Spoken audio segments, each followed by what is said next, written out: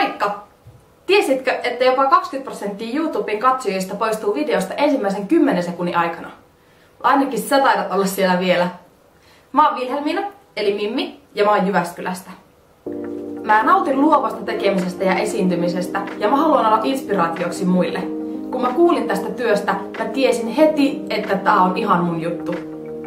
Luovat ja visuaaliset taidot on musta luonnostaan. Esimerkiksi kun mä päätin hakea tätä työtä, niin mä oon heti siitä asti ideoinut tapoja, kuinka mä voisin toteuttaa tätä työtä ja tätä videota.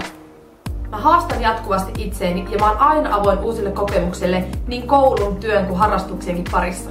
Mä oon hypännyt benchihypyn, mä oon flyboardin Suomen mestari ja mä oon ollut töissä 3 eri maassa. Näiden lisäksi mä oon aktiivisesti mukana koulun yrittäjyys- ja kansainvälisyysprojekteissa. On parasta huomata, miten opettavaisia ja mieltä avartavia tällaiset kokemukset on mulle ollut. Mä oon aktiivinen somessa ja kova tekemään töitä, joten voitte olla varmoja, että mä lähden tähän työhön täydellä sydämellä.